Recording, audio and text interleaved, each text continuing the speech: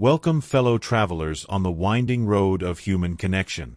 You know, we spend so much time mastering skills for our careers, our hobbies, even our favorite video games. But what about the most crucial skill of all? The ability to understand, connect with, and influence the people around us. Today, we're embarking on an adventure, a journey through the timeless wisdom of Dale Carnegie's How to Win Friends and Influence People. Imagine this. You're standing at a crossroads. One path leads to a life of friction, misunderstandings, and missed opportunities. The other, to a world where your ideas resonate, your relationships flourish, and your influence makes a positive impact. Which path will you choose? If you're here, I'm guessing you're ready to explore the latter. This isn't just a book review. It's a masterclass. We're going to distill Carnegie's core principles into actionable lessons, weaving them into stories that will stick with you long after this episode ends. Think of me as your guide, your companion on this quest for better human interaction. So, settle in, grab your favorite beverage, and let's unlock the secrets to winning friends and influencing people. Lesson 1. The fundamental techniques in handling people. Don't criticize, condemn, or complain. Imagine Emily, a brilliant architect. But brilliance didn't equal kindness. Her office, a minefield of pointed critiques. That's structurally unsound, she'd say, or completely inefficient. Her team, once enthusiastic, became withdrawn. Then came a crucial project. Emily, as usual, zeroed in on the flaws, dismissing their hard work as amateurish. David, her lead designer, finally spoke up, his voice heavy with frustration. "Emily," he said, "your criticism is crushing us. We're trying, but it's never enough." Emily was stunned. She thought she was being helpful. But she had to face it, her words hurt. So, why did this happen? First, defensive walls. Criticism instantly raises defenses. People feel attacked, not helped. Second, wounded pride. It strikes at a person's core, their sense of worth. Third, no solutions, just problems. Pointing out flaws without offering remedies leads to stagnation. And fourth, toxic atmosphere. A constant barrage of criticism breeds fear and stifles creativity. Emily's transformation. Instead of judgment, she chose understanding. She'd ask, "Walk me through your thought process," or "What led you to this design?" She learned to focus on solutions, saying, "I'm concerned about this aspect. Perhaps we could try something." She'd begin with praise, then gently address areas for improvement. Key takeaways. 1. Cultivate empathy. Step into their shoes. Understand their perspective. 2. Focus on solutions. Offer constructive suggestions, not just fault-finding. 3. Use I statements. Shift the focus from blame to collaboration. I feel instead of you did. 4. Praise precedes correction. Acknowledge strengths before addressing weaknesses. And 5. Remember humanity. Everyone has a story. Treat people with respect and compassion. Emily's team blossomed. Their ideas flowed freely, and the project became a triumph. She learned that true leadership isn't about wielding a critical eye. It's about nurturing potential and fostering collaboration. So, next time you're tempted to criticize, remember Emily. Choose understanding over judgment. You'll be amazed at the difference it makes. Lesson 2. Give honest and sincere appreciation. Imagine a small bakery, tucked away on a quiet street. The owner, a kind woman named Clara, worked tirelessly, baking delicious treats. But despite her hard work, the bakery was struggling. The atmosphere was a bit gloomy, and the staff seemed unmotivated. Clara noticed that her team, while diligent, lacked enthusiasm. They were just going through the motions. One day, she stumbled upon a passage in Carnegie's book about the power of appreciation. She decided to try something new. The next morning, as her bakers prepared the dough, Clara stopped to admire their work. "That swirl pattern on the cinnamon rolls is beautiful," she said to one baker, Maria. "You have such a delicate touch." Later, she noticed another baker, Tom, carefully decorating a cake. "The colors you've chosen are so vibrant," she exclaimed. "You have a real gift for artistry." At first, the staff seemed a little surprised, but then, their faces lit up. They stood a little taller, their work became more meticulous, and a buzz of positive energy filled the bakery. So, why did this happen? First, human need for recognition. Everyone craves validation. Appreciation taps into this fundamental human need. Second, boosts morale. Genuine praise creates a positive and encouraging atmosphere. Third, motivates improvement. When people feel valued, they're more likely to put in extra effort. And fourth, strengthens relationships. Appreciation builds trust and camaraderie. Clara's transformation. Clara learned to look for the good in her team and express her appreciation sincerely. She'd say, "I really admire your dedication," or "Your attention to detail makes a huge difference." She made sure her praise was specific and genuine, focusing on their efforts and achievements. Here are the key takeaways. 1. Be specific. Don't just say, "Good job." Point out exactly what you appreciate. 2. Be sincere. Fake praise is easy to spot. Make sure your appreciation comes from the heart. 3. Look for the positive. Focus on the good things people do, rather than dwelling on their mistakes. 4. Appreciate effort. Recognize the hard work and dedication people put into their tasks. And 5. Create a culture of appreciation. Make it a habit to express gratitude regularly. The bakery's atmosphere transformed. The staff was happier, more motivated, and more creative. Customers noticed the change, and the bakery's business began to thrive. Clara learned that a little appreciation can go a long way in creating a positive and productive environment. So, next time you see someone doing something well, don't hesitate to express your appreciation. You'll be amazed at the positive impact it has. Lesson 3. Arouse in the other person an eager want. Picture a young entrepreneur named Marco. He had a fantastic new app, but he struggled to get anyone interested. He'd go to meetings, rattling off features and technical specs, but people's eyes would glaze over. He was focused on what he wanted to sell, not what they wanted to buy. One day, he met a seasoned sales coach named Elena. She watched him pitch his app and then gave him some tough love. "Marco," she said, "you're talking about your app, not their problems. People don't care about features, they care about solutions." She told him to imagine a busy professional, someone overwhelmed with tasks. Instead of saying, "My app has advanced algorithms," she suggested he say, "imagine having an extra 2 hours in your day, free from tedious scheduling." Marco took Elena's advice to heart. He started researching his potential customers, understanding their pain points, and tailoring his pitch accordingly. So, why does this work? First, people are self-centered. It's not a bad thing, it's human nature.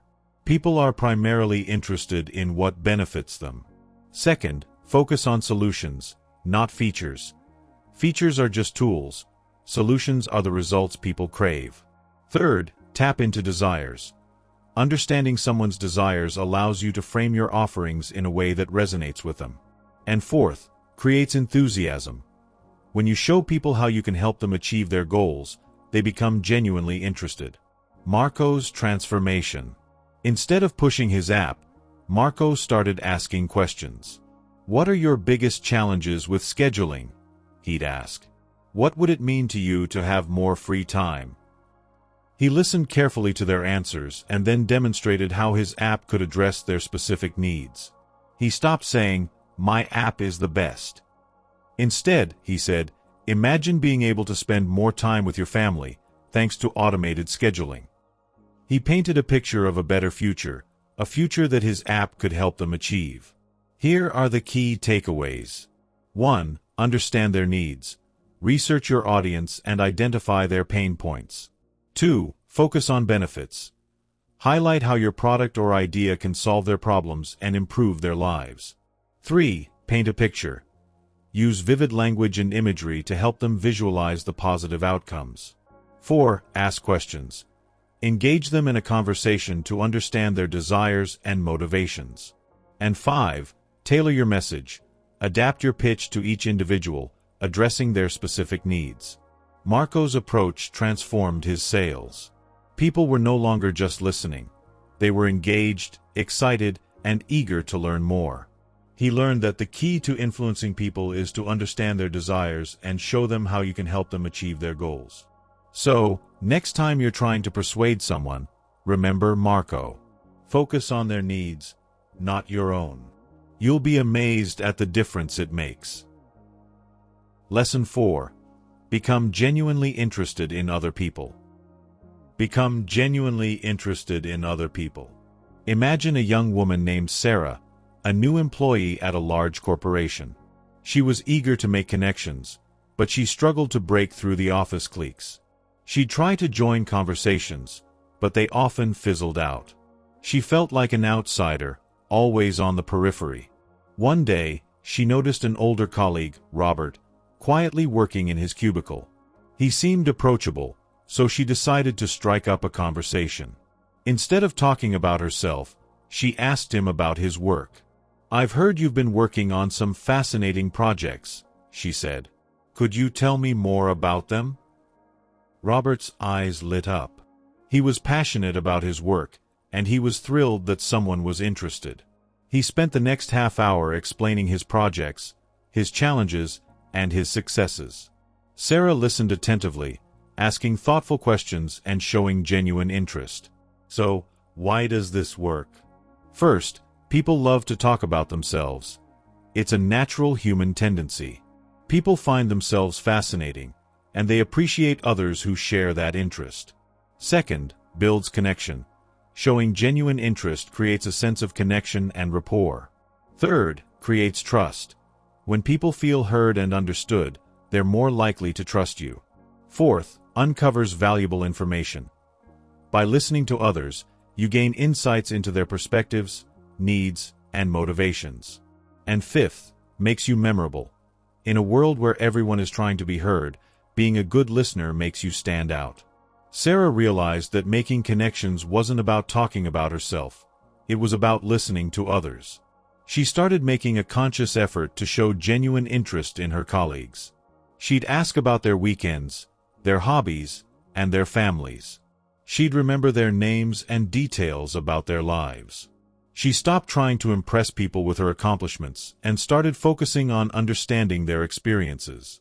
She'd ask open-ended questions like, "What do you enjoy most about your job?" Or, "What are your biggest challenges right now?"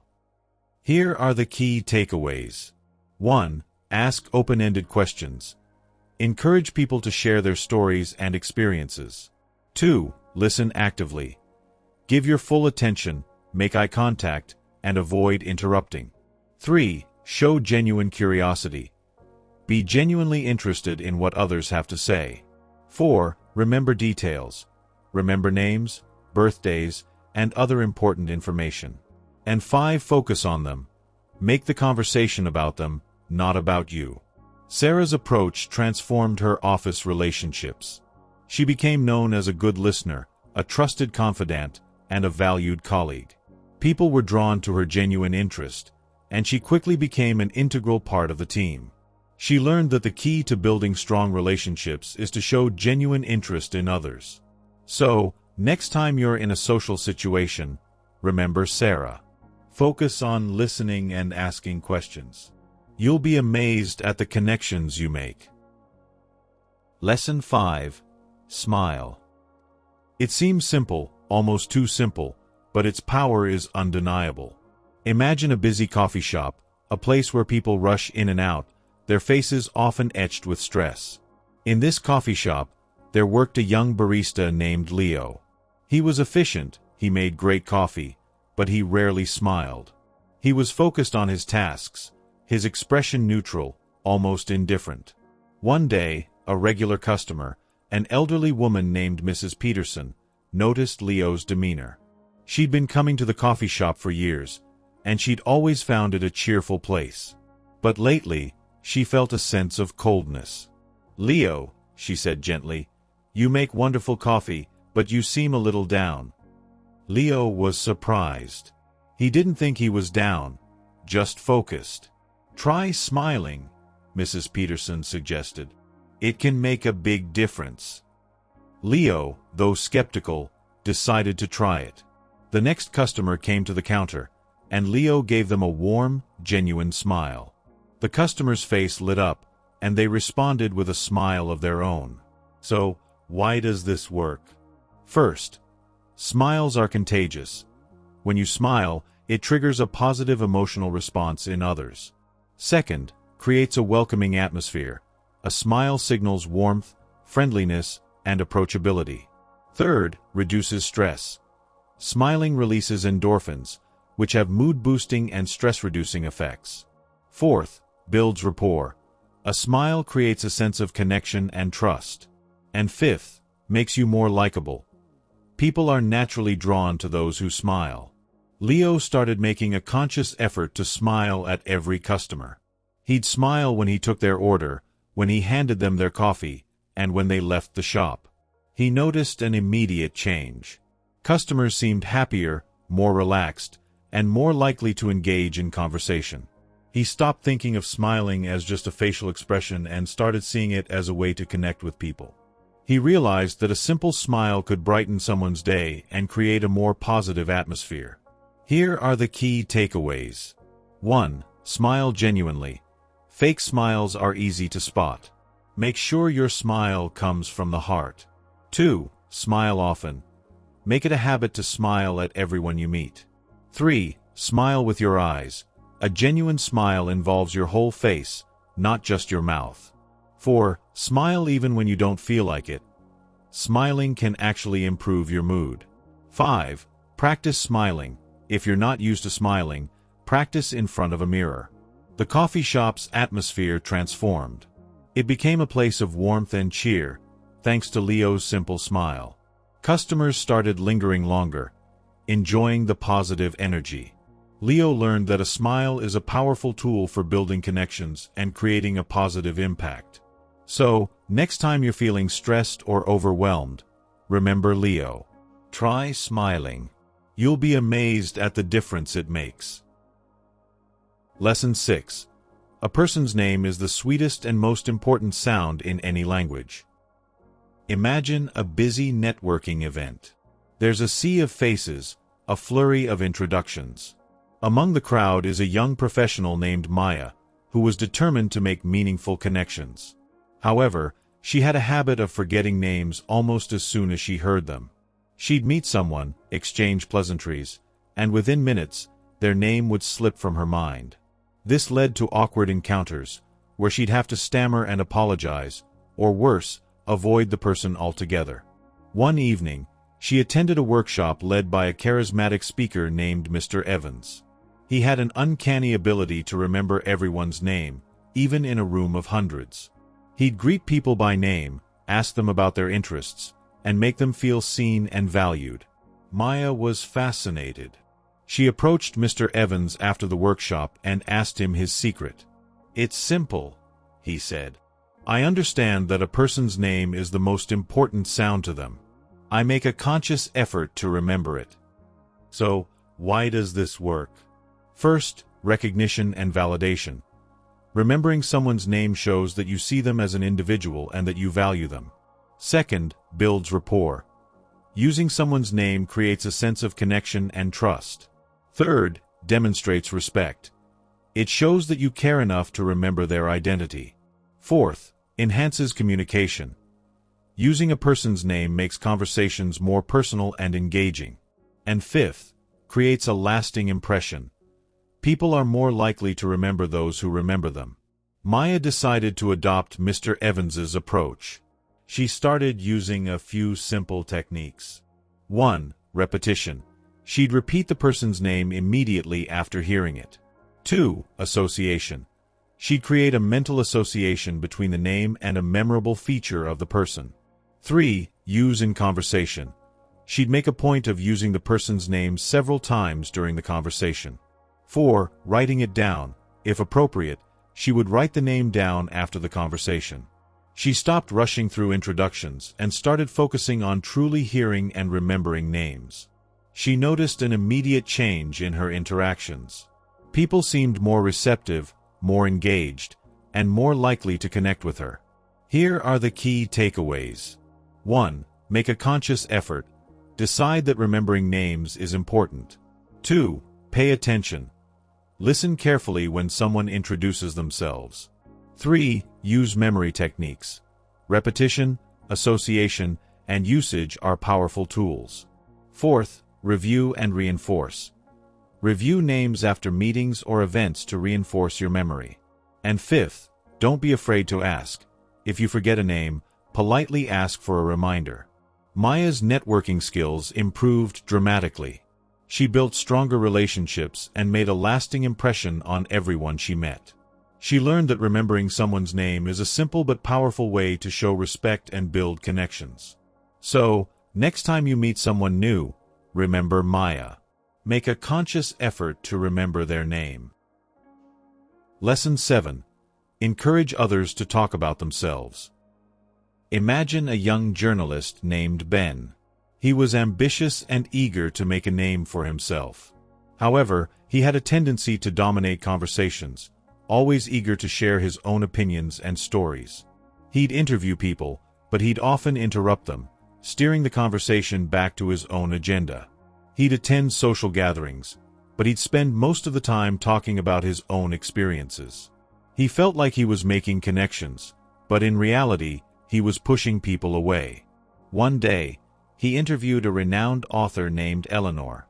She was soft-spoken and thoughtful, and she had a knack for making people feel heard. Ben, as usual, started the interview by talking about his own writing. But Eleanor gently steered the conversation back to him. "Tell me about your writing process," she asked. "What inspires you?" Ben, surprised by her genuine interest, started talking about his passion for storytelling. Eleanor listened attentively, asking insightful questions and nodding encouragingly. He felt seen, understood, and validated. So, why does this work? First, people crave to be heard. Everyone wants to feel like their thoughts and experiences matter. Second, builds trust and rapport. Active listening shows that you value the other person's perspective. Third, uncovers valuable information. By listening, you gain insights into their needs, motivations, and desires. Fourth, creates a positive impression. People are drawn to those who listen attentively. Fifth, strengthens relationships. Listening fosters deeper connections and understanding. Ben realized that true connection wasn't about talking, it was about listening. He started making a conscious effort to be a better listener. He'd ask open-ended questions and give his full attention to the other person. He'd avoid interrupting and focus on understanding their perspective. He stopped trying to impress people with his own stories and started focusing on learning from theirs. He'd ask questions like, "What are your thoughts on that?" Or, "Tell me more about your experience." Here are the key takeaways. 1. Ask open-ended questions. Encourage people to share their stories and experiences. 2. Listen actively. Give your full attention, make eye contact, and avoid distractions. 3. Avoid interrupting. Let the other person finish their thoughts before responding. 4. Show empathy. Acknowledge and validate their feelings and experiences. And 5. Focus on understanding. Listen to learn, not just to respond. Ben's interviews became more insightful, and his social interactions became more meaningful. He built stronger relationships and gained a reputation as a good listener. He learned that the key to connecting with people is to give them the gift of your undivided attention. So, next time you're in a conversation, remember Ben. Focus on listening and encouraging others to talk about themselves. Lesson 8. Talk in terms of the other person's interests. Imagine a young sales representative named Carlos. He was passionate about his product, a new high-tech gadget. He'd go to meetings and launch into detailed explanations of its features and technical specifications, but he often found his audience disengaged. He was focused on what he found interesting, not what they cared about. He'd talk about processing speeds and memory capacity, but his clients were more concerned about how the gadget could solve their specific problems. One day, he met a potential client, a busy executive named Ms. Rodriguez. He started his usual pitch, but Ms. Rodriguez interrupted him. "Carlos," she said. "I don't have time for technical details. Tell me how this gadget can make my life easier." Carlos realized he'd been making a fundamental mistake. He was talking about his interests, not hers. He decided to change his approach. So, why does this work? First, people are self-focused. It's natural for people to be most interested in things that directly affect them. Second, builds relevance. When you talk about their interests, you make your message more relevant and engaging. Third, creates connection. Showing genuine interest in their passions builds rapport and trust. Fourth, facilitates understanding. Talking about their interests helps you understand their needs and motivations. And fifth, increases persuasion. When you align your message with their interests, you're more likely to persuade them. Carlos started researching his clients before meetings. He learned about their industries, their challenges, and their goals. He stopped talking about his product's features and started talking about its benefits. He'd say things like, "Ms. Rodriguez, this gadget can help you streamline your workflow, freeing up time for strategic planning," or "this feature can help your team improve collaboration and boost productivity." He stopped trying to impress people with his technical knowledge and started focusing on showing them how his product could solve their problems. He'd ask questions like, "What are your biggest challenges right now?" Or, "What are your goals for the next quarter?" Here are the key takeaways. 1. Research your audience. Learn about their interests, needs, and goals. 2. Focus on benefits. Highlight how your product or idea can solve their problems and improve their lives.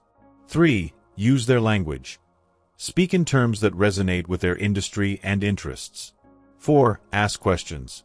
Engage them in a conversation to understand their needs and motivations. And 5. Tailor your message. Adapt your pitch to each individual, addressing their specific concerns. Carlos's sales improved dramatically. He built stronger relationships with his clients, and he became known as a trusted advisor. He learned that the key to connecting with people is to talk about what they care about. So, next time you're trying to persuade someone, remember Carlos. Focus on their interests, not your own. Lesson 9. Make the other person feel important, and do it sincerely. Imagine a community volunteer named Diana. She was passionate about her cause, but she struggled to motivate her fellow volunteers. They'd show up for events, but their enthusiasm was lukewarm. She felt like they were just going through the motions. Diana realized she was focusing on the task at hand, not on the people involved. She was giving them instructions, but she wasn't making them feel valued. One day, she met a seasoned volunteer coordinator named Mr. Thompson. He had a knack for inspiring people and building strong teams. She asked him his secret. "Diana," he said, "people want to feel like they're making a difference. They want to feel like their contributions matter. Make them feel important, and they'll be eager to help." So, why does this work? First, human desire for significance. Everyone wants to feel like they matter and that their contributions are valued. Second, boosts morale and motivation. When people feel important, they're more likely to be engaged and enthusiastic. Third, strengthens relationships. Showing genuine appreciation builds trust and camaraderie. Fourth, creates a positive environment. When people feel valued, they're more likely to contribute to a positive atmosphere. And fifth, encourages loyalty and commitment. People are more likely to stay involved when they feel like their efforts are appreciated. Diana decided to change her approach. She started making a conscious effort to make her volunteers feel important. She'd greet them warmly, ask about their lives, and genuinely listen to their responses. She'd acknowledge their contributions, no matter how small. She'd say things like, "Your help with the setup was invaluable," or "Your insights during the planning meeting were incredibly helpful." She stopped focusing on what she needed from them and started focusing on what they needed from her. She'd ask questions like, "How can I support you?" Or, "What are your ideas for improving our events?" Here are the key takeaways. 1. Show genuine appreciation. Express gratitude for their contributions, no matter how small. 2. Acknowledge their expertise. Recognize their skills and knowledge. 3. Seek their input. Ask for their opinions and ideas. 4. Give them responsibility. Delegate tasks and trust them to do their best. And 5. Make them feel valued. Show them that their presence and contributions matter. Diana's volunteer team transformed. They became more engaged, more enthusiastic, and more committed. They felt like they were part of something meaningful, and they were eager to contribute. Diana learned that the key to motivating people is to make them feel important. So, next time you're working with a team, remember Diana. Focus on making them feel valued and appreciated. Lesson 10. The only way to get the best of an argument is to avoid it. Imagine a young manager named Kevin. He was assertive, opinionated, and always ready to defend his point of view. He saw every disagreement as a battle to be won. He'd engage in heated debates with his colleagues, often interrupting them and insisting on his own perspective. He prided himself on his ability to win arguments, but he noticed that his relationships were strained and his team's morale was low. One day, he had a particularly heated argument with a senior colleague, Lisa, over a project strategy. The argument escalated, and both of them left the meeting feeling frustrated and resentful. Later that day, he noticed a quote on Lisa's desk: "The only way to get the best of an argument is to avoid it." He paused, reflecting on the day's events. He realized that even though he'd technically won the argument, he'd lost something far more valuable: a positive working relationship. So, why does this work? First, arguments create resentment. Even if you win, the other person is likely to feel resentful and defensive. Second, arguments rarely change minds. People are more likely to dig in their heels than admit they're wrong. Third, arguments damage relationships. Heated debates can create lasting tension and damage trust. Fourth, arguments waste time and energy. They divert attention from productive tasks and solutions. And fifth, arguments often lead to misunderstandings. Strong emotions can cloud judgment and lead to misinterpretations. Kevin decided to change his approach. He started making a conscious effort to avoid arguments. He'd listen more carefully to his colleagues' perspectives and try to find common ground. He stopped seeing disagreements as battles to be won and started seeing them as opportunities for collaboration. He'd say things like, "I see your point, but let's explore other options," or "perhaps we can find a compromise that works for both of us." He began to focus on finding solutions rather than proving his point. He'd ask questions like, "What are our shared goals?" or "How can we work together to achieve them?" Here are the key takeaways. 1. Recognize the signs of an escalating argument. Learn to identify when a discussion is turning into a debate. 2. Avoid interrupting. Let the other person finish their thoughts before responding. 3. Focus on common ground. Look for areas of agreement and build from there. 4. Use I statements. Express your feelings and concerns without blaming the other person. And 5. Seek compromise. Be willing to find solutions that work for everyone involved. Kevin's team dynamic improved significantly. His colleagues felt more respected and valued, and they were more likely to collaborate effectively.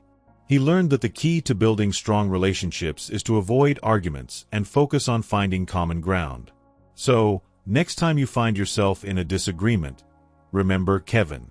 Focus on avoiding the argument and finding a solution. Lesson 11. Show respect for the other person's opinions. Never say, "You're wrong." Imagine a software developer named Rachel. She was brilliant and meticulous, but she had a habit of dismissing other people's ideas, especially if they differed from her own. She'd often interrupt her colleagues, saying things like, "That's not how it works," or "You're completely wrong about that." She believed she was being helpful, but she was actually creating a hostile environment. One day, she was working on a project with a new teammate, Ben. He suggested a different approach to a coding problem. Rachel immediately dismissed his idea, saying, "That's inefficient and impractical. You're wrong." Ben, who was a seasoned developer himself, felt insulted and discouraged. He withdrew from the conversation, and the team's collaboration suffered. So, why does this work? First, damages self-esteem. It attacks their sense of competence and intelligence. Second, stifles creativity. People are less likely to share their ideas if they fear being dismissed. Third, hinders collaboration.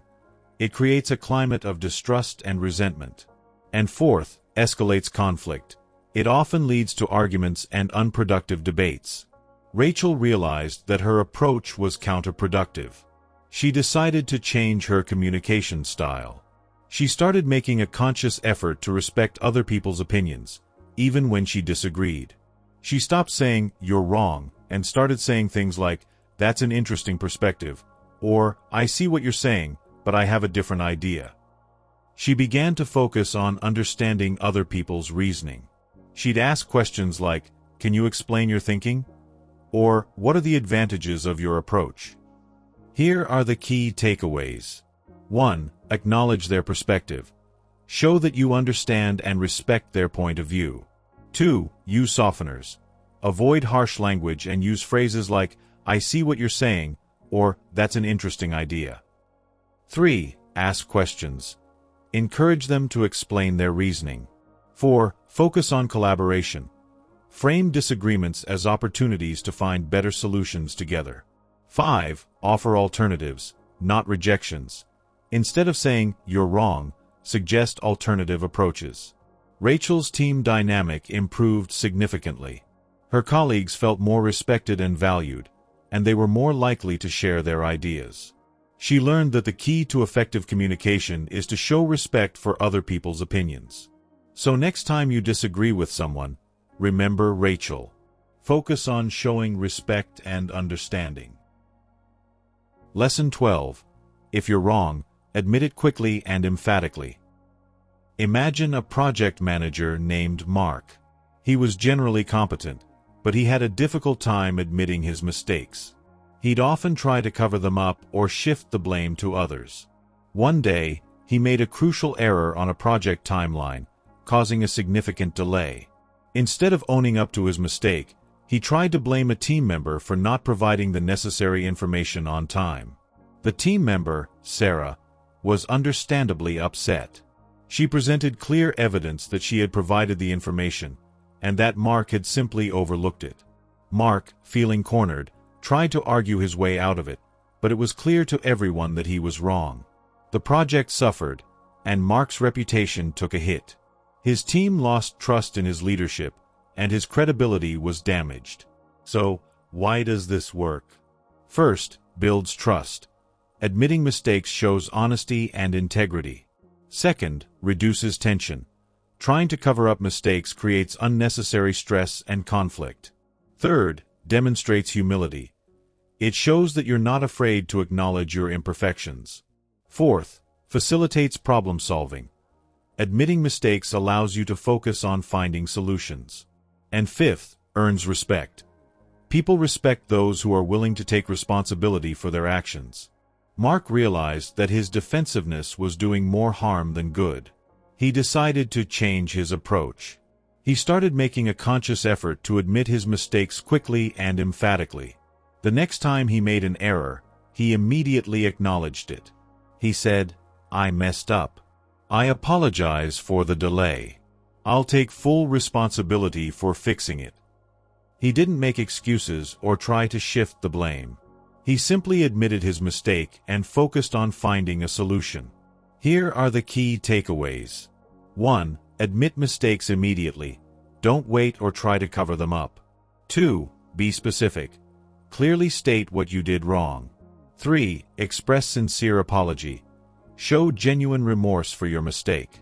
4. Take responsibility. Don't make excuses or blame others. And 5. Focus on solutions.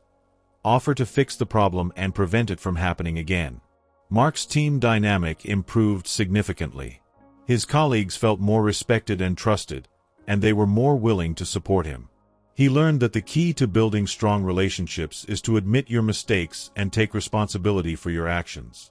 So next time you make a mistake, remember Mark. Admit it quickly and emphatically. Lesson 13. Begin in a friendly way. Imagine a saleswoman named Jessica.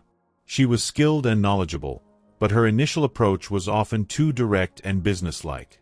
She'd walk into a meeting, launch into her pitch, and focus solely on closing the deal. She noticed that her clients were often hesitant and reserved. They seemed guarded, and it was difficult to build rapport.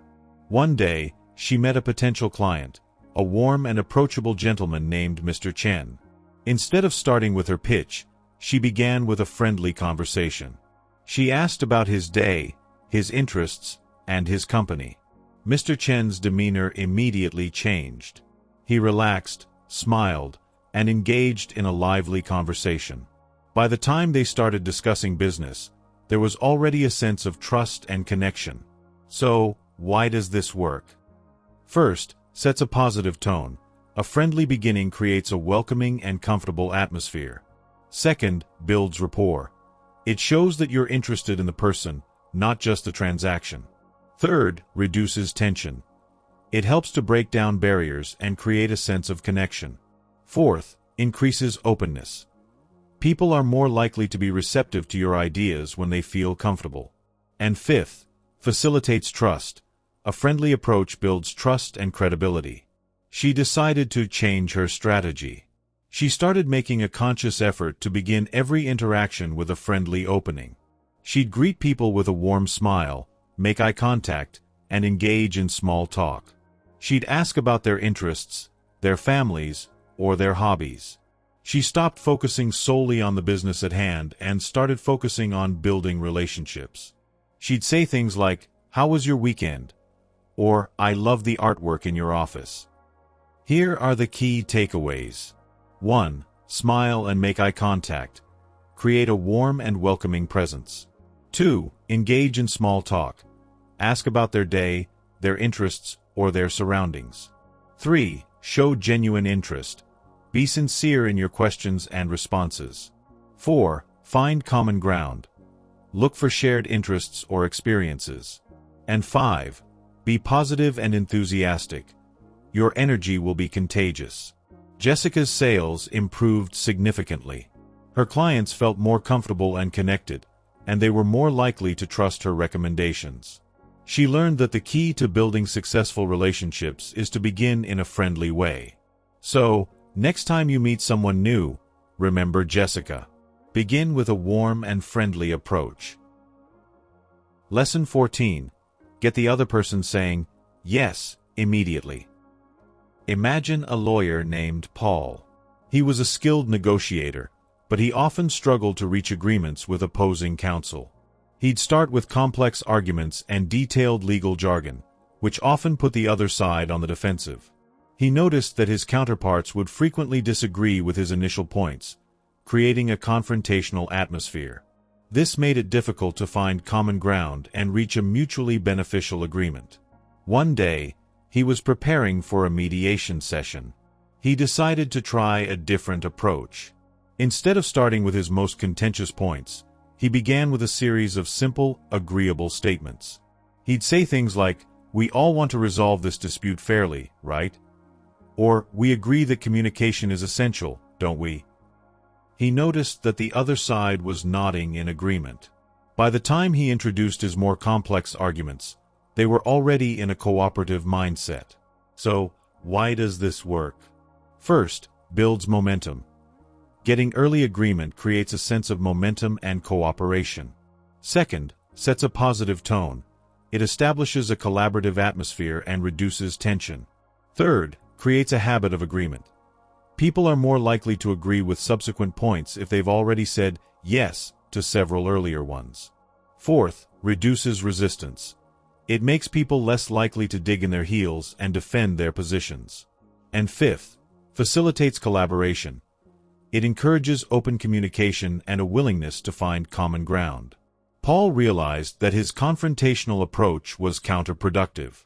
He decided to change his negotiation strategy. He started making a conscious effort to begin every interaction with a series of agreeable statements. He'd ask questions that would elicit a yes response, focusing on shared goals and common interests. He'd say things like, "We all want to find a solution that benefits everyone, don't we? Or, we agree that transparency is important, right? He stopped focusing on proving his point and started focusing on building consensus. He'd use phrases like, wouldn't you agree that? Or, isn't it true that? Here are the key takeaways. 1. Start with agreeable statements. Begin with points that are easy to agree with. 2. Ask yes questions. Frame your questions in a way that encourages a positive response. 3. Focus on common ground. Highlight shared goals and interests. 4. Build momentum gradually. Introduce more complex arguments after establishing a pattern of agreement. And 5. Use softeners. Avoid harsh language and use phrases like, wouldn't you agree? Or, isn't it true? Paul's negotiation outcomes improved significantly. He built stronger relationships with opposing counsel, and he was more likely to reach mutually beneficial agreements. He learned that the key to effective negotiation is to get the other person saying, yes, immediately. So, next time you're trying to persuade someone, remember Paul. Start with a series of agreeable statements. Lesson 15. Let the other person do a great deal of the talking. Imagine a consultant named Olivia. She was highly knowledgeable in her field, but she often dominated client meetings. She'd spend most of the time explaining her strategies and solutions, leaving little room for the client to share their perspectives.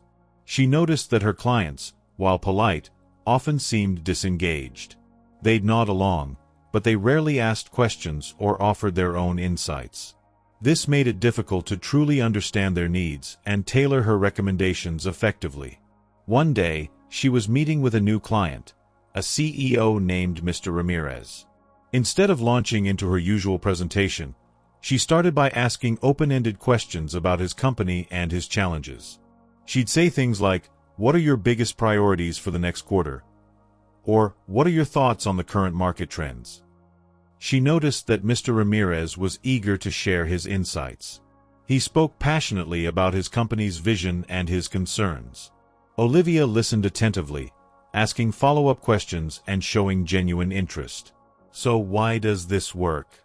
First, people love to share their thoughts. It's a natural human tendency. People enjoy talking about their experiences and perspectives. Second, builds rapport. Allowing others to talk shows that you value their opinions and insights. Third, uncovers valuable information.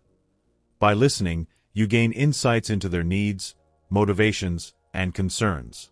Fourth, creates a sense of connection. It makes people feel heard and understood. And fifth, facilitates collaboration.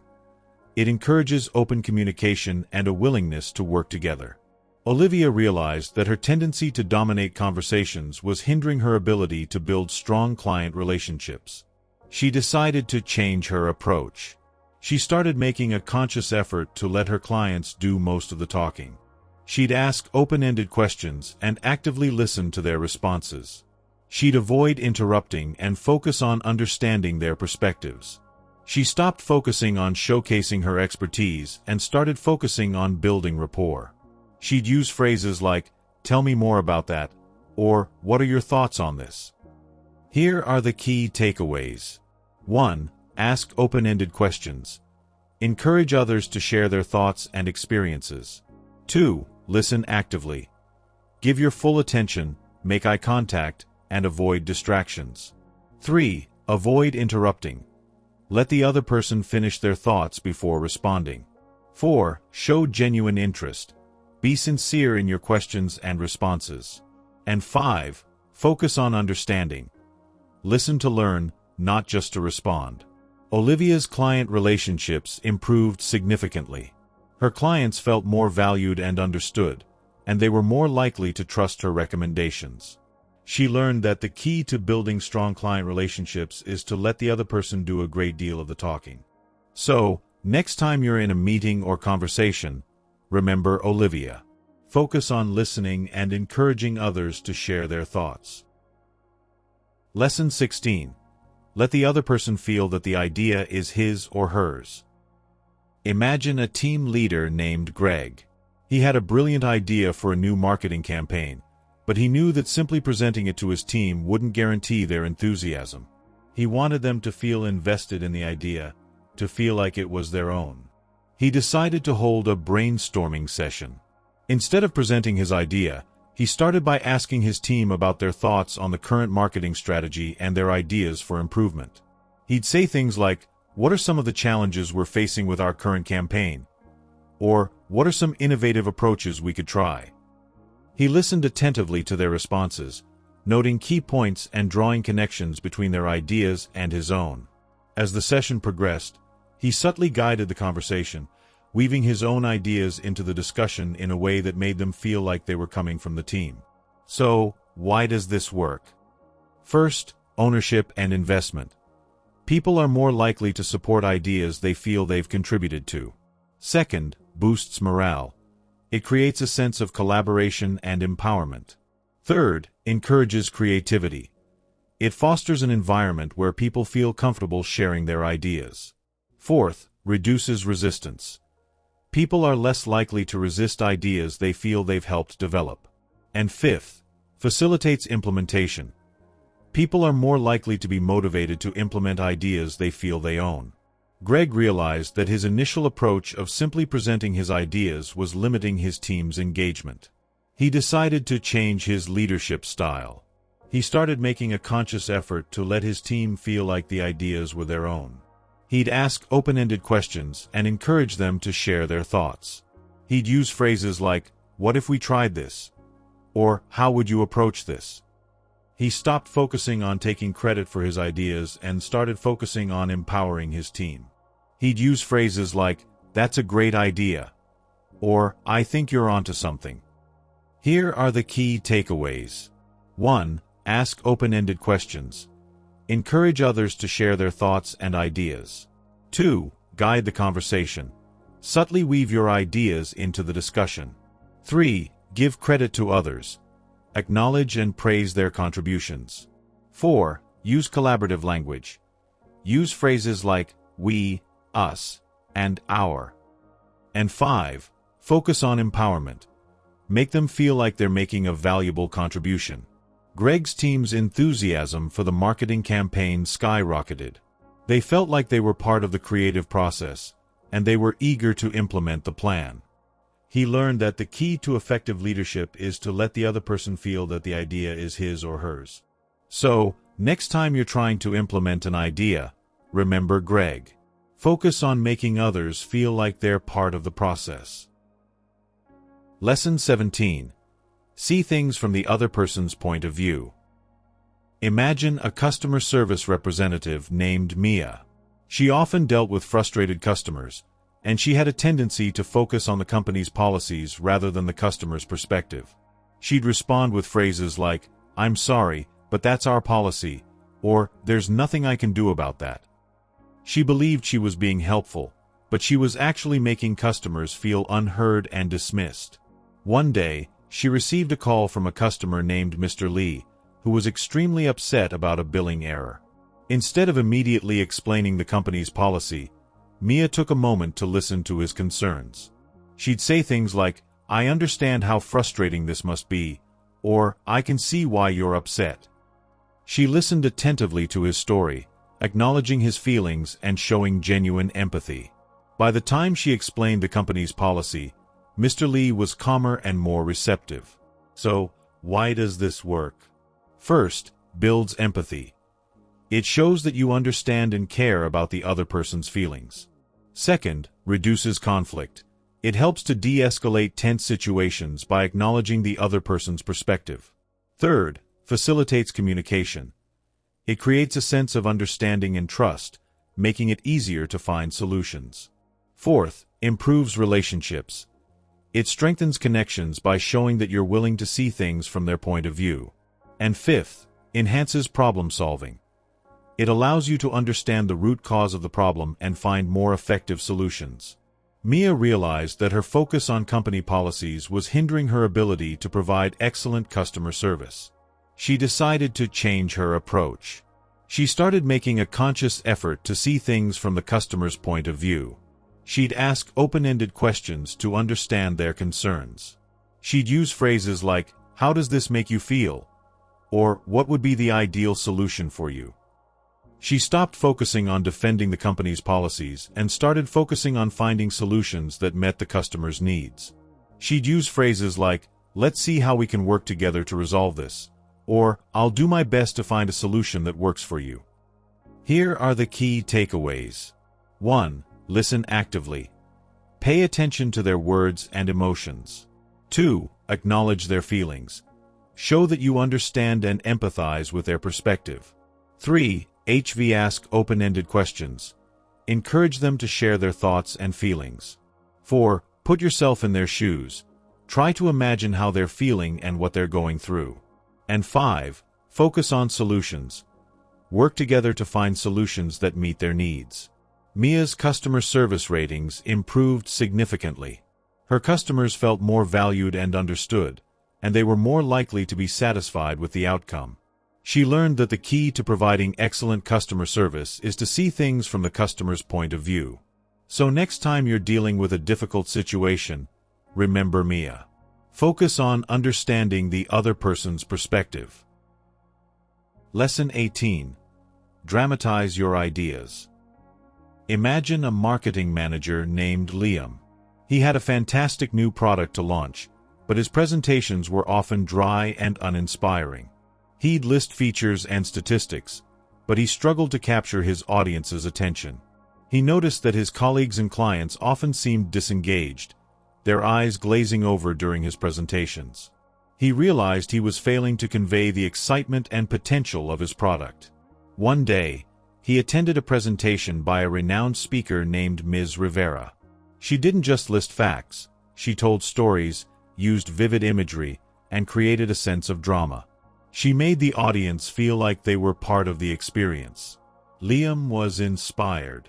He realized he needed to stop just presenting information and start creating a compelling narrative. So, why does this work? First, captures attention. Dramatization makes ideas more engaging and memorable. Second, creates emotional connection. Stories and visuals evoke emotions, making ideas more relatable. Third, enhances understanding. Dramatization can simplify complex concepts and make them easier to understand. Fourth, increases persuasion. Compelling narratives can persuade people to take action. And fifth, makes ideas memorable.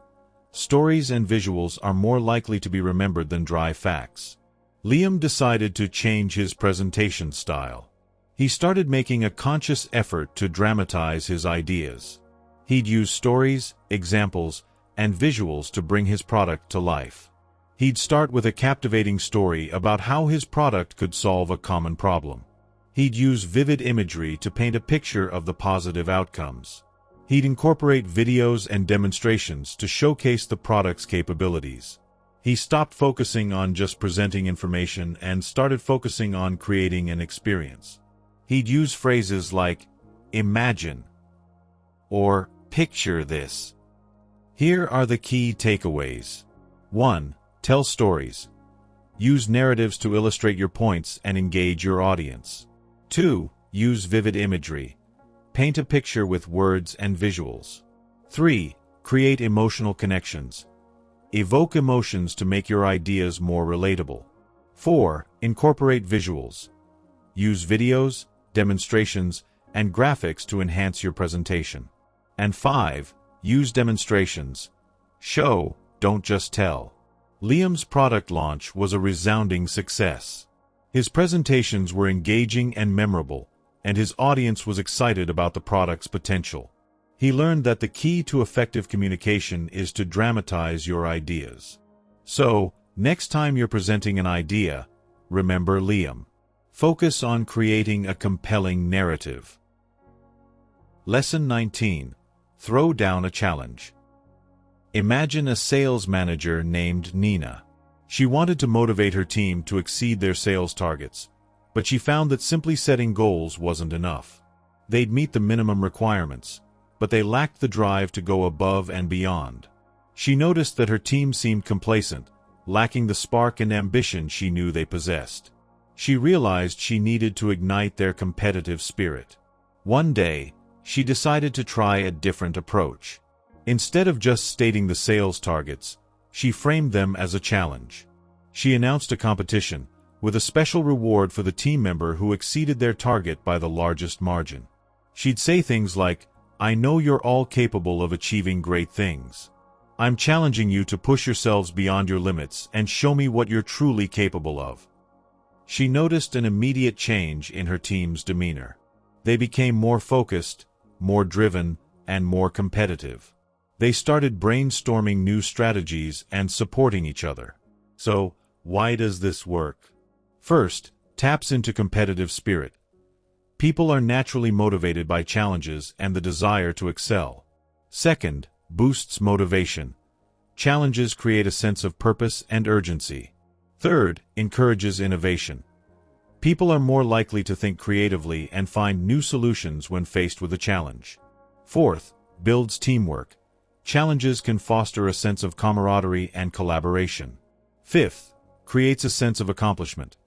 Overcoming challenges provides a feeling of satisfaction and pride. Nina realized that simply setting goals wasn't enough to motivate her team. She decided to change her leadership style. She started making a conscious effort to challenge her team to reach their full potential. She'd frame goals as challenges, emphasizing the rewards of exceeding expectations. She'd use phrases like, "I believe in your ability to achieve this," or "I'm confident you can surpass this challenge." She stopped focusing on just setting targets and started focusing on inspiring her team. She'd use phrases like, "Let's see who can rise to the challenge," or "I'm excited to see what you can accomplish." Here are the key takeaways. 1. Frame goals as challenges. Emphasize the rewards of exceeding expectations. 2. Set high expectations. Believe in their ability to achieve great things. 3. Create a sense of urgency. Highlight the importance of meeting the challenge. 4. Provide support and resources. Ensure they have the tools and support they need to succeed. 5. Celebrate success. Acknowledge and reward their achievements. Nina's team's sales skyrocketed. They exceeded their targets and achieved record-breaking results. They felt a sense of accomplishment and pride, and they were eager to take on new challenges. She learned that the key to motivating people is to throw down a challenge. So, next time you're trying to motivate a team or an individual, remember Nina. Focus on challenging them to reach their full potential. And there you have it, fellow travelers. We've journeyed through the timeless principles of how to win friends and influence people. We've learned to avoid criticism, give genuine appreciation, and understand others' perspectives. We've discovered the power of a smile, the importance of listening, and the art of making others feel important. This isn't just about being manipulative or getting what you want. It's about building genuine connections, fostering understanding, and creating a positive impact on the world around you. Now, I want to challenge you. Take one of these lessons and apply it to your life this week. Start small. Give someone genuine appreciation, listen actively, or avoid an argument. See how it changes your interactions. If you enjoyed this journey, please subscribe to our channel and hit the notification bell so you don't miss our future adventures in self-improvement. Share this episode with someone who could benefit from these lessons. And leave a comment below, telling us which lesson resonated with you the most. Thank you for joining me on this quest. Remember, the power to win friends and influence people lies within you. Go out there and make a positive difference.